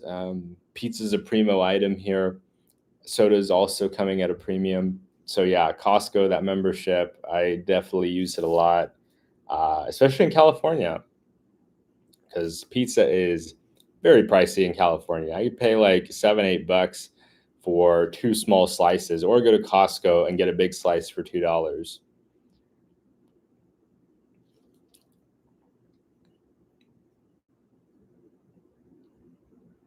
But yeah, kind of adding to conversation about introversion. Uh, I think it's somewhat atypical. I don't want to say atypical, but I think it's not necessarily what a lot of people consider. I think a lot of people think, oh, I become an expat because I'm at a point where I'm financially able to focus on a social life. But there's a lot of places you can go where you can kind of just like be on your own and nobody's going to bother you. There's this misconception that expats are they've got a target on their forehead wherever they go in the world. No, most people just like want the same things. They want to spend time with their family. They want a job that has meaning. They want access to healthcare. They want food that they like. They're not looking to bother other people. They've got people are caught up in their own stuff. Doesn't mean all expats are safe everywhere. Absolutely not. You've got to have some caution. You've got to have some. You got to keep your wits about you. You got to understand. I'm not in Kansas anymore. But most people are not going to run into issues as expats. We hear about the extreme cases. We hear about the worst case scenarios because it's not entertaining to hear Michael Johnson, the expat, had an uneventful day relaxing with his wife. They went shopping and had a nice meal. Nobody's, nobody's, oh, wow, it's just such a normal experience. Nobody's going to hear Alex, the expat, went out for a nice dinner in Cusco, strolled around the streets, had an ice cream, saw some friends, and chatted for 20 minutes, and then went back home. That's just simply not that exciting. I actually feel like my life over here is in the Philippines. It is more exciting, but some of the places I've spent time just not that exciting. It's a calm life. It's a relaxed life. It's not this hustle bustle grind that I have back home. I feel like life back home is more dangerous. Life back home is more stressful. Life back home is more boring, where I'm trying to do things to stimulate my mind because all the excitement and risk has been just regulated out of the experience. It's just such a Western society is just so risk averse.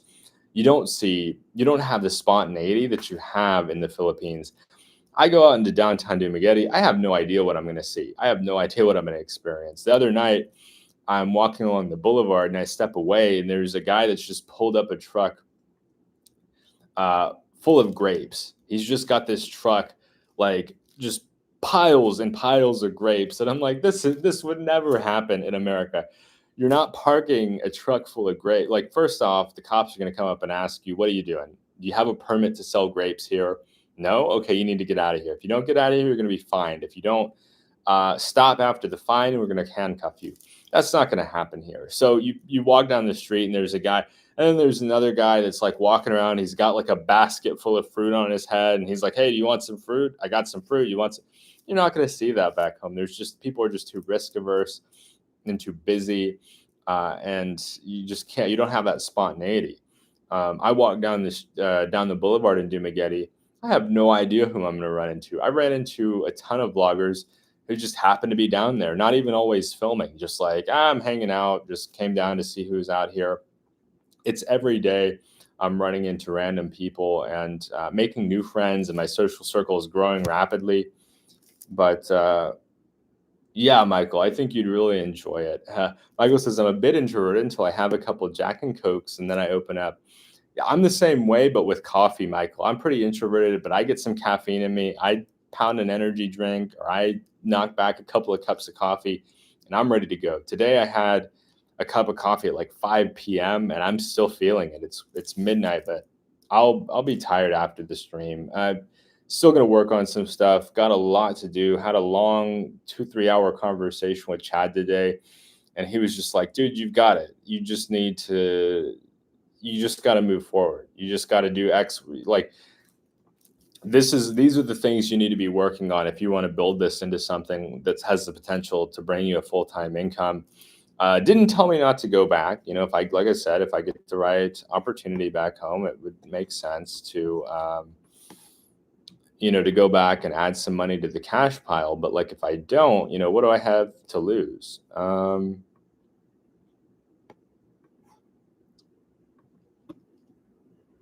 Let's see. Alex, what's the worst encounter you've had with another expat? If you've ever had a bad encounter with one, yeah, that's an easy one. At immigration, a couple days ago, that guy yelling at his wife, that was not fun. But the worst one was probably in Thailand. I was at my gym. I'm not going to name the gym, but I was at my gym, and this older expat starts cursing out this younger guy. The younger guy happened to like start using this piece of exercise equipment that the older expat, I don't know, he was having a break from using that one. Well, he comes in and he starts cursing this guy out and then goes over to the Thai gym staff and is, can you believe what he did? And I didn't see anything that would warrant that kind of overreaction. I think he's just like cranky. Maybe he didn't get enough sleep. Maybe he's having some kind of issue, whatever it may be. And the Thai gym staff member just kind of shrugs. He's like, what do you want me to do about it? Like, are you hurt? You're not hurt? Okay, then what are you complaining about? Well, he took my equipment. He used the equipment that I was using. Like, he wasn't crying, but I'm just basically calling him a crybaby because he's screaming and cursing, and everybody like stops their workout to look over. Like, what are you doing, dude? So that was probably the worst encounter I've had with one. I ignored the guy after I figured out he was just like over exaggerating and he was making something out of nothing, that he wasn't hurt. If you're not hurt, just grow a thicker skin. I mean, you're going to live overseas. You need to have a thick skin. You don't need to be starting an argument with some guy in the gym. It's as far as what I could tell, he could have just shrugged and just like, whatever. Guy needs to use the equipment. Who cares? Um, I didn't see anything, and I'd seen that guy. That guy had never been rude to me. That guy had never been disrespectful to me. Never tried to take a piece of equipment. I think this guy just probably wanted some attention, and he wanted to get it so badly. He was willing to throw a hissy fit about it, and he always looked upset. Every time I'd see him, I worked out at that gym for about 6 months. Every time I'd see him, he just had this like angry look on his face. I'm like, dude, you're not in the right place if you have that attitude. But you get some guys that they get stuck over here. They don't want to live over here in Southeast Asia or Latin America or Eastern Europe, wherever they're at. But due to financial reasons, they're stuck. And so they don't actually like the place. I love these places that I go. Is the cost of living a factor? Yes, but even if it was expensive, I'd still come here. I would just wouldn't be able to afford to spend as much time here. To me, the cost of living is icing on the cake. I love the culture. The culture and the people are the two things that keep me coming back. I learn so much from these people. Every day, a Filipino person teaches me something new. They're helping me to expand my mind. They're helping me to see things from a different perspective.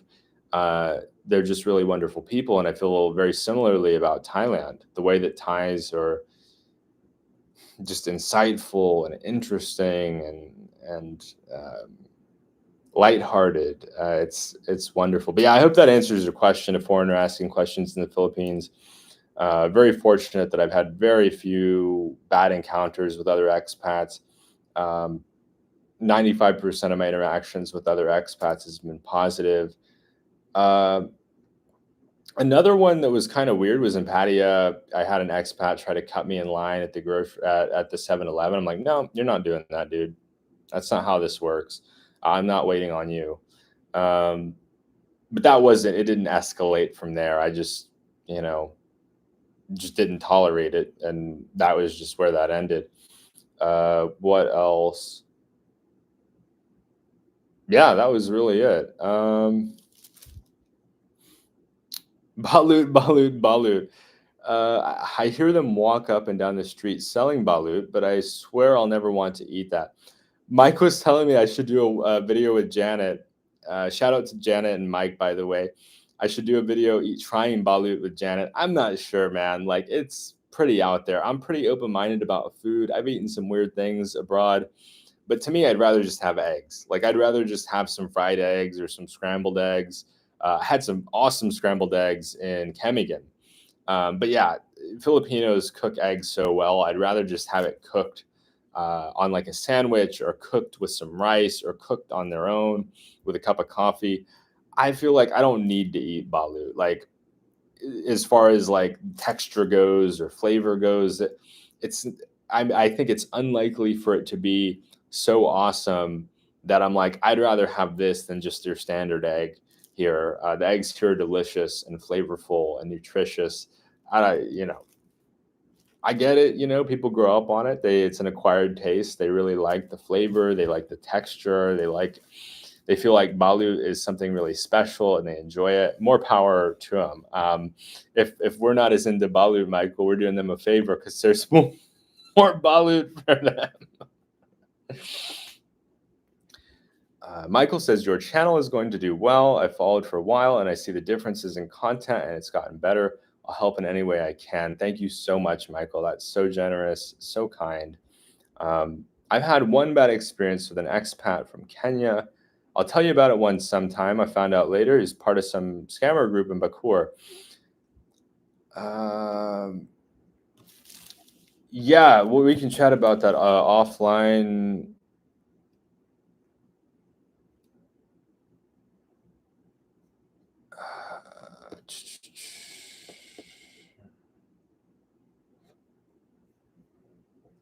Michael, yeah, happy to chat with you about that. I could recognize why you wouldn't want to go down that tangent in this stream. A foreigner asking questions. I think you fit in well over here. Thank you so much, man. I feel the same way about you. I think you fit in very well over here too. It's a privilege, you know. It's a privilege. It's an honor. Um, I just feel so blessed and so fortunate and so much gratitude that the people welcome me and the people are sweet to me. I've come such a long way from when I first arrived here, my first visit 5 years ago. I was like, why are these people so nice? Why are they so nice? Why are they being so nice? Why are they? I remember walking down the road in Chemigan, and all these people were in their front yards, and they just wave and smile at me, and I'm like, this is stuff. I'm on another planet here. Like, I've never experienced anything like this in my life. I feel like a celebrity, and now I get it. Like, that they're just happy. Like, they're happy with their lives, and they're happy to see a foreigner happy in their country, that has love for their country, admiration for the resilience of the people. It's it's such a special place. I love the Philippines so much, and I love it more and more every day. How about Tahoe? I'd try it. I'd definitely try it. It looks like a really good dessert. I searched it up on Wikipedia. It's silken tofu and sago pearl, and I think Chad actually had something like that today. Whenever we met up at Cafe Philomena. It's attached to this hotel. Let me look at, I'll just pull it up. Because I actually recorded a video, Bethel Guest House. So Cafe Philomena is part of Bethel Guest House. Pancit and palabok. Let me look up palabok. I like pancit. Oh yeah, I'm all about the noodles. I would eat a ton of noodles. Fan of pancit. I think I've tried palabok, and yeah, 2 thumbs up. 2 thumbs up. Love Filipino food. My favorite dish is kinilaw. So if you were to ask me, Alex, what is your favorite dish here in the Philippines? Kinilaw is number one. It's raw fish with lime juice, vinegar, ginger. Um, Sometimes they'll throw like onion, or they put these peppers in it, tomato, at where I like to get my kenny lao, and it's so good. I could eat it every single day. It to me, it's like poke or ceviche. Fish, citrus juice, pepper, onion, tomato. I could eat it every day. In fact, when I was in Camigan 5 years ago, I ate it like 3 or 4 days in a row. Delicious, such good eating. Um, Michael says, and we'll probably wind down in about 15 minutes, guys. My voice is starting to go, and I've got another interview tomorrow. Oh, yeah, I've got to get up early tomorrow. I totally forgot. I've got to get up. Well, yeah, I probably got to get up early tomorrow, and I got to get up. No, it's Saturday. I think I can sleep in tomorrow. Sunday, I got to get up early. I just saw the day change to Saturday, so I got a little bit panicked there. But yeah, Michael says, wait until you find your girl. You'll get it so much more on how much they love and care for you. Just be sure you find the right one. I still can't believe I'm here and have what I have now. Yeah, it's a stark contrast, isn't it, Michael, compared to being back home, feeling lonely, feeling isolated, to having someone that really cares about you, someone that loves you, who wants the best for you. It's a world of difference. Yeah, I definitely agree, Michael. Pensit Canton. Yeah, Cantonese style noodles. That's, oh man, it's so good. I need to, there's a place in town I want to try called Chun Long. It's a Chinese restaurant. I've heard it's pretty good. The reviews are pretty good, and I'll probably try it maybe early next week. Saturn says, since you have a sales background, what is your opinion on YouTubers promoting with no experience? You can get a decent paying SDR or BDR sales job. I think they're salespeople selling, right? I mean, there's YouTubers with a sales background, and they're bringing their sales skills to YouTube, and they're only going to tell you the positive. They want to sell the dream. Telling somebody, hey, this ain't going to work out. A lot of people that want to buy into a delusion, they want to buy into mystical or magical thinking. They don't want to hear that. They don't want to hear you need some experience. I got a great sales job, SDR job after 1 year experience, but this was also the heyday when there was tons of free money floating around. Um, Very easy back then. I think you need more experience now to start to get a decent paying job. You do need to get your foot in the door. You do need to start out with some kind of SDR or BDR job. I think one of my subscribers, he's not on here, but he actually got his first BDR job after I gave him some tips and suggestions. Um, I'm not going to comment on his pay. I think that's for Unfriendly Stoic is his name on here.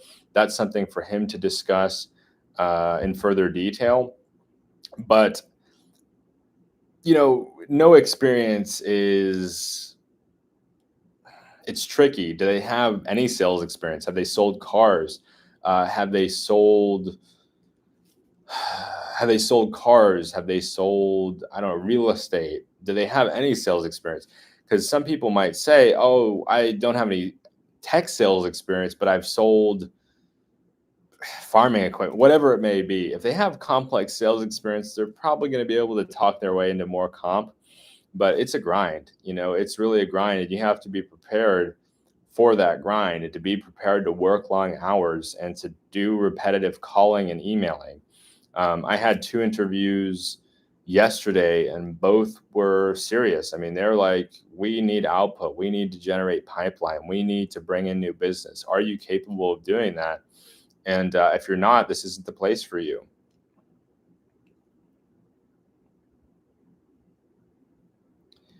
Philippine culinary is a mixture of Spanish, Chinese, and local. Spanish and Chinese won't recognize their foods when they see them here in the Philippines.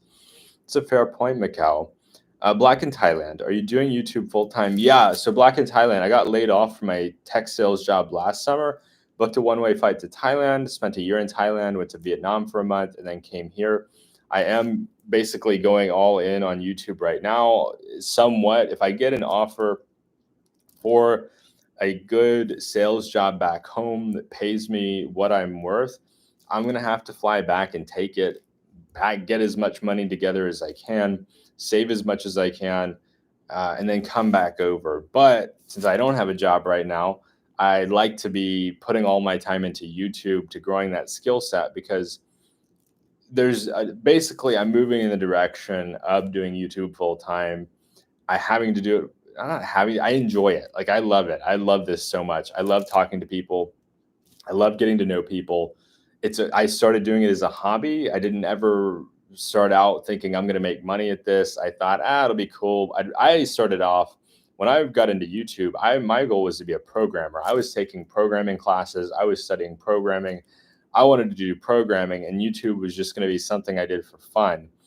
As I've gotten better at YouTube, I've met more people into it that are into it. I've become connected with the broader community. I've learned from people like this. They're a foreigner asking questions in the Philippines. They really helped me to level up. It's risky, right? If I was at, I don't know, if I had $1,000 in the bank, I would be booking a flight back. But because I've got a bit of a runway, I'm not going to disclose exactly where I'm at financially, because I've got a bit of a runway. Okay, I spend a year over here, it doesn't take off, it doesn't pay my bills. Who cares? I can go back to my old career, I can start a new career. I look at it like life is too short to only ever do the totally responsible thing. I try to balance being responsible with enjoying my life, because I'm only going to be in my 30s once, or I'm only going to be 31 once. I turned 32 in less than a month. And the best times of my life have been abroad, not just because I'm not working a traditional job, but because it's just stimulating, it's exciting, it's fun. I would like to do YouTube full time. If I'm being honest, Black in Thailand, I would like to build up my channel into a full-time income, because the amount of money I need in the Philippines is much less than what I need back home. And when the income grows beyond that, that's just money in the bank. I'm not saying, I want, just for the sake of discussion, I want 2K a month from YouTube because I can live on 2K a month. It's more like I can live on 1,500 and bank 500 a month. And then if I go above that, whatever I go beyond that, I just keep banking it, because one day YouTube might go away. I may get tired of it. For whatever reason, I decide it's not for me. You know, I look at it like there's two things to conceptualize the money situation. You've got your input and you've got your outgoing. How much do you make and how much do you spend? And there's two ways to fix the equation, or to improve the equation in your favor. Make more and spend less. And that goes for anywhere in the world. So if you can make more and spend less, regardless of where you're at, like let me frame it this way. Let's say I'm making $5,000 a month in the US, not what I'm making in the US, not what I've made, but just for sake of discussion. But I spend $4,999. I'm not doing as well as a person who makes $2,000 but spends $1,500. One person's banking $1 a month, spreading water. One person is banking $500 a month. And so that's kind of the way to conceptualize it. In the US, I can only lower my expenses so much. If I need to commute for a job, I'm not getting rid of my car. If I need to have a fast internet connection, I'm not doing anything less than high-speed internet. If I've got to pay rent, I'm not getting away with $200 a month rent in the US. I don't have family to rely on. So my baseline minimum rent in America is $1,000 a month. I could live on $1,000 a month here. I'm not suggesting you do that. I'm not suggesting the audience try to do that, but I'm just saying that's not a possibility in the US. If I try to live on $1,000 a month in the US, I'm living in my car. If I try to live on $1,000 a month here, I've got modest rent. I may have a place with a fan like I do here, but it's not going to be. It's just not comparable. And so if I get up to, say, a $2,000 a month income, still living in my car in the United States, or renting a tiny room in a bad area, probably still living in my car. Here, I'm living comfortably and I'm banking $1,000 a month, just hypothetical. So there's two ways to improve the situation. One, make more money. Two, spend less money. and that goes for anywhere in the world, whether you're in the UK or United States, you're in Southeast Asia, Latin America. I do have a meeting set up for Monday with a woman who is part of a remote jobs company. I've been familiar with them for several years now. She's based in Medellin, and she's going to help discuss some potential online jobs that I could do in terms of, I think, in software sales. And the income's not going to be what I could make in the US, but I don't need the same amount of money. So this might be my key, fingers crossed. Would I take a lower paying offer here? I'd consider it. I'd think about it. I'm not saying yes. I'm not saying no. But it would depend on the money, and it would depend on the requirements. I'll take your Michael. It's a savory soup. Michael, when are you coming to Duma? Venus and I may start a small channel in the future about our life and how I retired early, live on dividends and investments. What do you think? That would be interesting, Michael. I'd love to see a small channel with you and your wife, Venus. It would be or girlfriend. I shouldn't pry, but yeah, I mean, I'd watch it. I'd love to watch it. It would be really cool to see more about. I mean, I've interacted with you plenty of times, and we've had some great conversations. But there's so many interesting things about your life, Michael, that it would take a while to kind of unpack it. And so, yeah, it'd be cool to see that. Michael, the stew is delicious. It's in Portugal, Spain, and Thailand too. I don't know if I've tried it or not. But yeah, I got about 5 minutes left of my voice here, guys. Thanks so much for being with us for this 2-hour live stream. Not sure when I visit Duma, but I'd love to meet up with some folks. I'll definitely let everyone know. Yeah, that sounds awesome, Michael. Dave says, "Wow, you are live now, so you are a night owl. Good to see you." Yeah, good to see you too, Dave. Let me go to your channel. I feel like we've interacted before. Oh, maybe. Okay, yeah. Anyway, good to see you. Good to see you on here, Dave. Black in Thailand says, "That's inspiring. Good luck, buddy. You have a new subscriber. Looking forward to seeing your channel grow and reaching your goals." Thank you so much, Black in Thailand. Welcome to the channel. I greatly appreciate your subscription. A foreigner asking questions in the Philippines. Looking forward to seeing you, Michael. Yeah, that would be an interesting collab for sure. Like, yeah, we have such a great community here. So yeah, anybody have any kind of last questions or thoughts? We're going to wind down in the next few minutes here. My voice is almost gone. I definitely want to give it some rest and recovery because I'm sure I'll be at it tomorrow. I'm sure I'll be down there on the boulevard chatting with people.